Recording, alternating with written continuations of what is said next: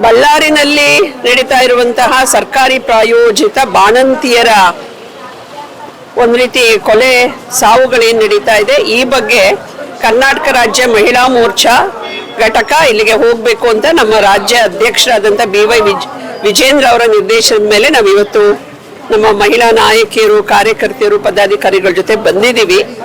ನಮಗೆ ಇಲ್ಲಿ ಗೊತ್ತಾಗಿದ್ದೇನೆಂದರೆ, ಸರ್ಕಾರಿ ಆಸ್ಪತ್ರೆಯಲ್ಲಿ ಒಂದು ಬಾಣಂತಿಯರ ಸಾವೇನಾಗಿದೆ, ಈ ವಿಚಾರದಲ್ಲಿ ಸರ್ಕಾರದ ನಿರ್ಲಕ್ಷ್ಯ ಮತ್ತು ಮೇಲ್ವಿಚಾರಣೆಯ ಒಂದು ಕೊರತೆ ಎದ್ದು ಕಾಣಿಸ್ತಾ ಇದೆ. ಯಾರು ಬಾಣಂತಿಯರು ಸಾವನ್ನಪ್ಪಿದ್ದಾರೆ, ಮಕ್ಕಳು ಉಳಿದಿದ್ದಾರೆ, ಆ ಮಕ್ಕಳಿಗೆ ಕೇವಲ 2 ಲಕ್ಷ ರೂಪಾಯಿ ಪರಿಹಾರ ಕೊಟ್ಟು ಸರ್ಕಾರ ಕೈ ತೊಳ್ಕೊಳ್ಳೋ ಪ್ರಯತ್ನ ಮಾಡಿದೆ. ಸುಮಾರು 25ರಿಂದ 50 ಲಕ್ಷ ಒಂದು ಪರಿಹಾರವನ್ನ ಮಕ್ಕಳ ಹೆಸರಲ್ಲಿ ಇಡಬೇಕು. ಆ ಮಕ್ಕಳ ಶಿಕ್ಷಣ, ಆರೋಗ್ಯ ಇದೆಲ್ಲದಕ್ಕೂ ಈ ಸರ್ಕಾರ ಜವಾಬ್ದಾರಿನ ತಗೋಬೇಕು ಅನ್ನೋ ಒತ್ತಾಯವನ್ನು ನಾವಿಲ್ಲಿ ಮಾಡ್ತಾ ಇದ್ದೇವೆ. ಜೊತೆಗೆ ರಾಜ್ಯದಲ್ಲಿರುವಂಥ ಸುಮಾರು 2,500 PHCಗಳಲ್ಲಿ ಯಾವುದೇ ಸಫಿಷಿಯೆಂಟು ಎಫಿಷಿಯೆಂಟು ಸ್ಟಾಫ್ಗಳು ಇವತ್ತು ಈ ಸರ್ಕಾರದ ಕೈಯಲ್ಲಿ ಇಲ್ಲ.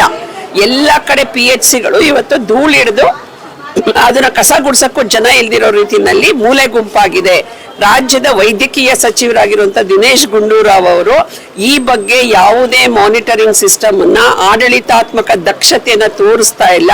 ಅವರು ರಾಜೀನಾಮೆ ಕೊಟ್ಟು ಮನೆಗೆ ಹೋಗ್ಬೇಕು. ರಾಜ್ಯದಲ್ಲಿರುವಂತ PHCಗಳನ್ನ ಬಲಪಡಿಸಬೇಕು.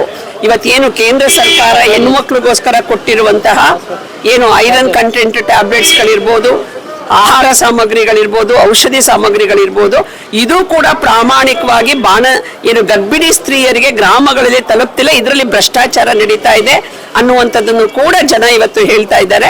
ಹಾಗಾಗಿ ಮಹಿಳಾ ಮತ್ತು ಮಕ್ಕಳ ಅಭಿವೃದ್ಧಿ ಇಲಾಖೆ ಮತ್ತು ಗುಂಡೂರಾವ್ ಅವರು ಆರೋಗ್ಯ ಮತ್ತು ಕುಟುಂಬ ಕಲ್ಯಾಣ ಸಚಿವರು ಇವರೆಲ್ಲರೂ ನೈತಿಕ ಹೊಣೆ ಹೊತ್ಕೊಂಡು ರಾಜೀನಾಮೆ ಕೊಟ್ಟು ಮನೆಗೆ ಹೋಗ್ಬೇಕು.